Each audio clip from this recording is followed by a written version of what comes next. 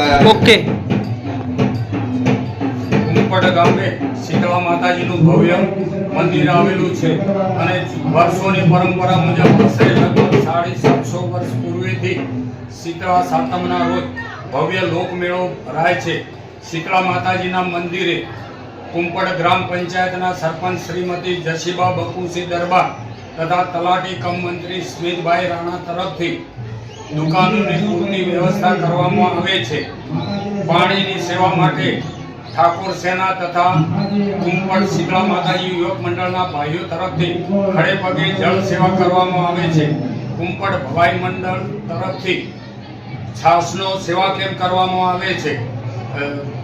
સધી માતાજી યુવક મંડળ અને અંબાજી માતાજી યુવક મંડળ તરફથી ચા અને છાસનો કેમ્પ કરવામાં દર વર્ષે આવે છે. યાત્રાળુ ભાઈ બહેનો માતાજીને જે બાધા આખરી હોય તે પૂરી કરવા માટે દર વર્ષે અહીંયા માતાજીના મંદિરે પધારે છે. કોઈ ફૂલ આંકડી, ગોળ, ખજૂર, મીઠું, જેન ભારોભાર ચોખવા બાળકને માન્યું હોય તે માનતા પૂરી કરવા દર વર્ષે આવે છે. કુંપડ ગ્રામના સર્વે આગેવાનો અને પંચાયત તરફથી પૂરતી સગવડ મેળવવામાં કરવામાં આવે છે.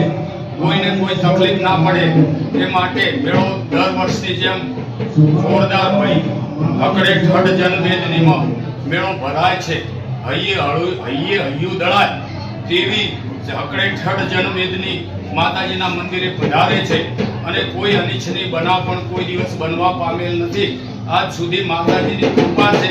સમગ્ર ગામ અને ડીસા આજુબાજુના દરેક ગામડા, બનાસકાંઠા, મહેસાણા, સાબરકાંઠા, અમદાવાદ, મુંબઈ અને રાજસ્થાન, બાખાસર, બાડમેર ત્યાંથી પણ અહીંયા વસ્તી દર્શન માટે દર વર્ષે પધારે છે.